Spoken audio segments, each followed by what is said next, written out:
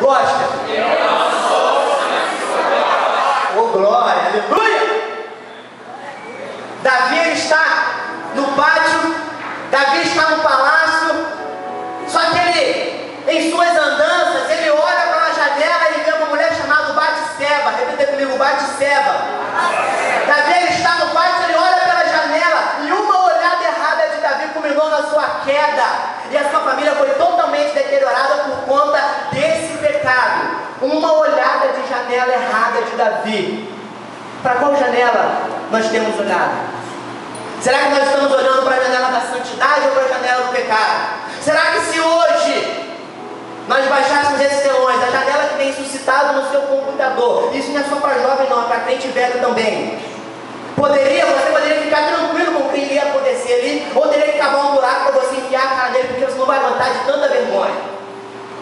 Uma olhada de janela errada culminou na queda de Davi. Irmãos, eu disse que a Bíblia Sagrada é maravilhosa porque ela não esconde o erro de ninguém. Davi foi um homem segundo o coração de Deus, mas Davi errou, e nós precisamos aprender com os erros dos outros também, para que esse não seja o nosso erro. Davi está no palácio, eu só estou ainda enquanto Davi está no palácio, olha quanta coisa acontece. Davi está no palácio em vez de estar na guerra. Era tempo de guerra, Davi deveria estar na guerra e não no palácio. Davi trocou a sua prioridade. Se o nome é prioridade, é o que deve vir em primeiro. Se era para Davi estar na guerra, não era para Davi estar no palácio, Davi deveria de fato estar na guerra e não no palácio. Priorize menos a televisão e mais jejum, joelho e oração. Priorize menos o namoro e mais o estudo. Priorize menos a cama e mais um pouquinho o momento com Deus na escola dominical. Priorize menos um pouquinho a religiosidade e mais a intimidade com Deus. Qual é a sua prioridade? Davi priorizou estar na guerra, priorizou ficar no bem bom, no seu conforto, e caiu.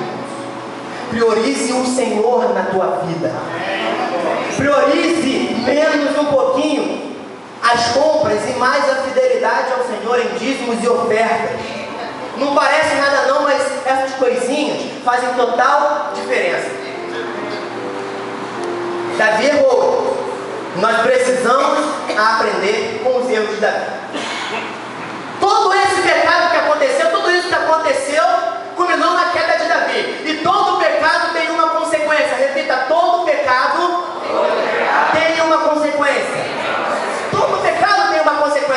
E a consequência do pecado de Davi foi a sua família. Davi pode ter sido um homem segundo o coração de Deus. Davi pode ter sido aquele que exaltava, glorificava, que não ia para uma guerra sem consultar o Senhor.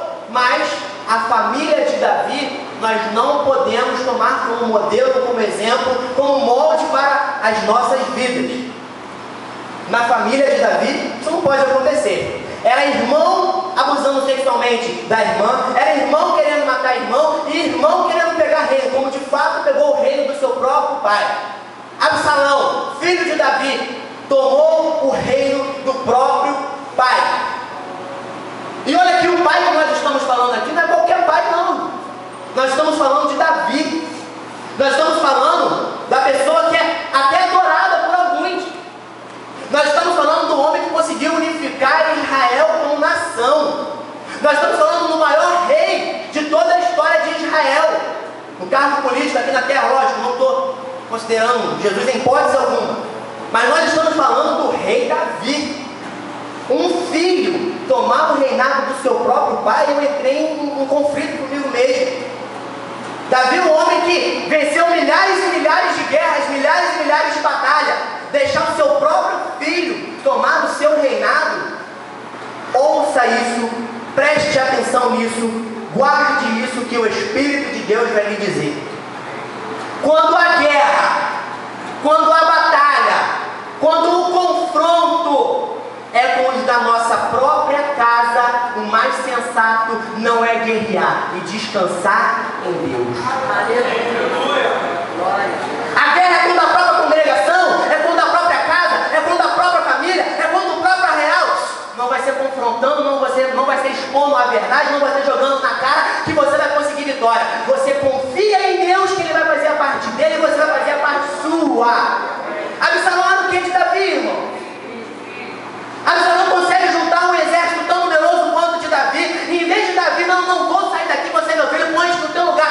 nós não vemos Davi fazendo isso. Davi pega a sua marinha e foge, e sai. Davi fugia e confiava em Deus.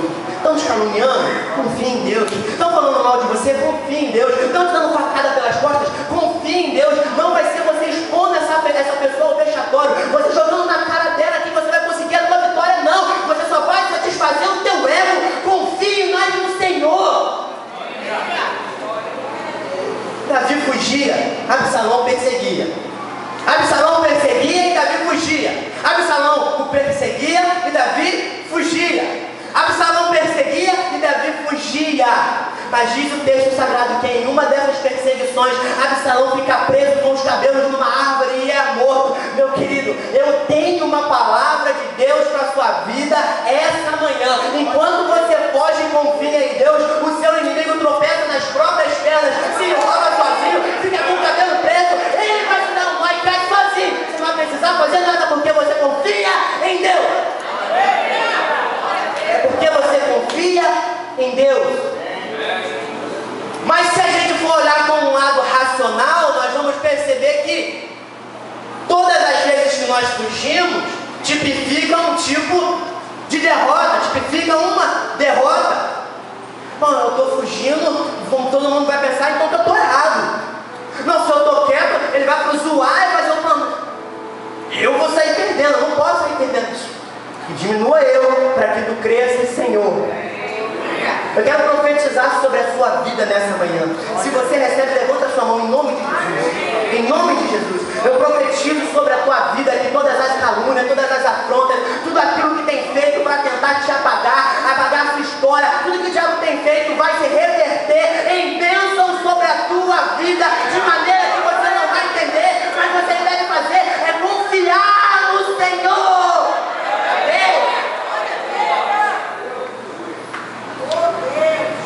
Aleluia! Amém, irmãos? Deus está falando nesse lugar. Deus está falando ao meu coração. Eu sinto Deus neste lugar. É só confiar. Não queira dar jeitinho, não.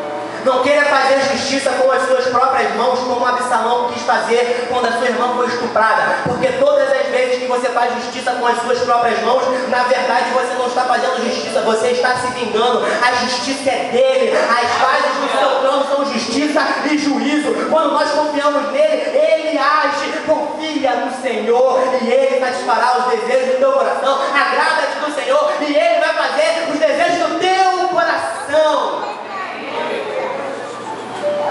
Absalão pega o reinado do pai? Pega.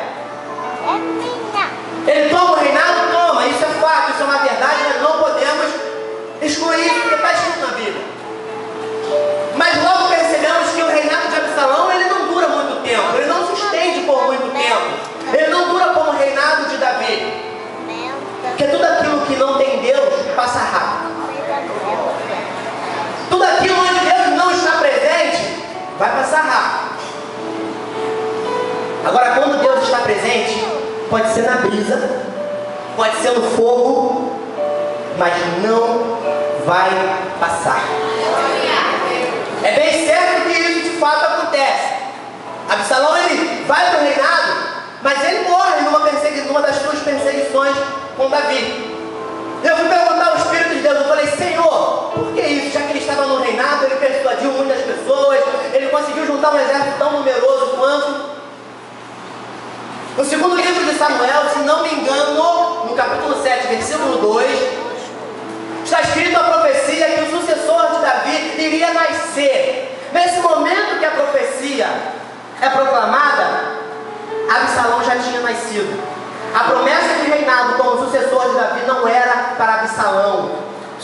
Sabe que as coisas às vezes não dão certo, que acabam rápido? Porque nós queremos viver promessa que Deus não nos prometeu. Tem Mariazinha, Tião e João. Mariazinha recebeu uma promessa, Tião também, João também. Só que Mariazinha está querendo pegar a promessa de Tião e Tião está querendo pegar a promessa de Zezinho e ninguém quer a sua própria promessa. Viva a promessa que Deus te deu e deixa os outros viverem a promessa que Deus prometeu a eles. Não queira pegar a promessa dos outros, porque a promessa dos outros é dos outros, a promessa sua é sua. Viva Deus para a sua vida.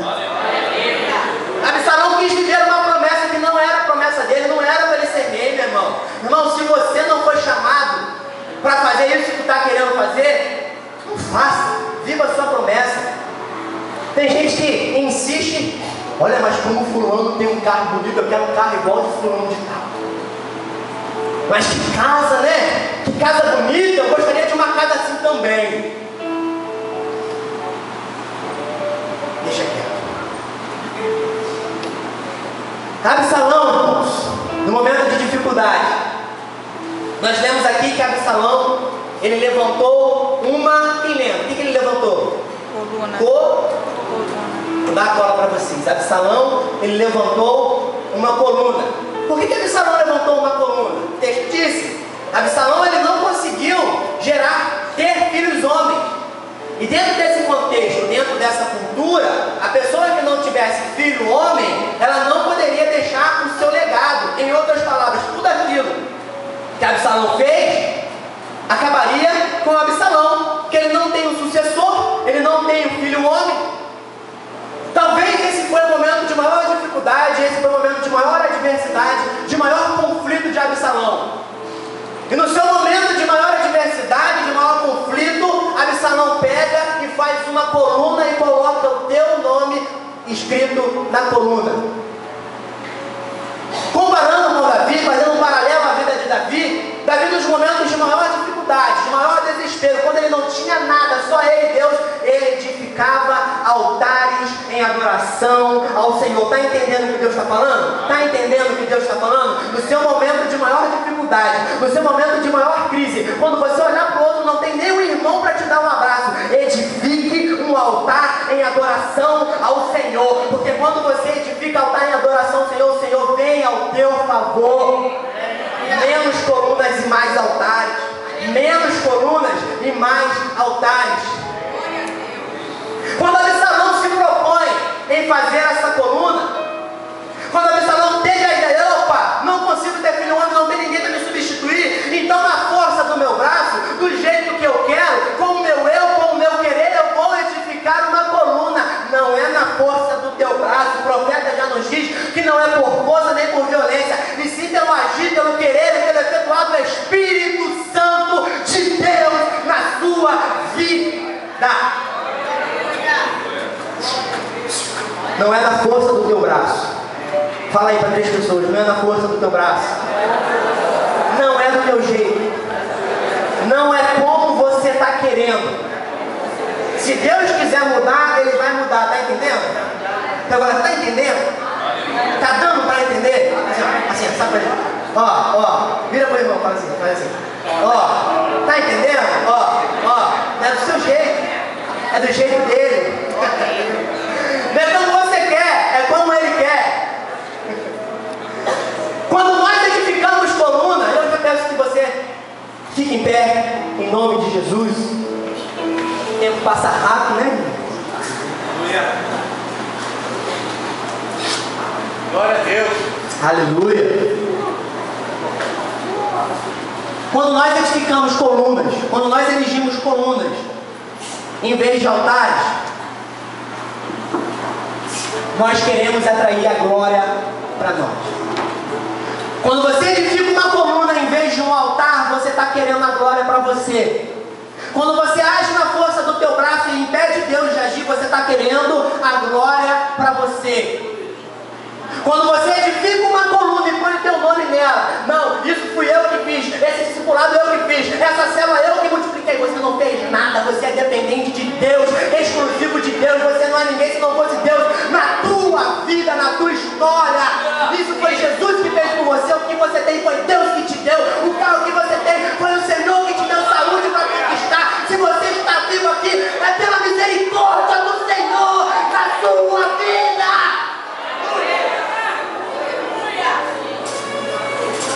Edifique altares essa manhã. Aleluia.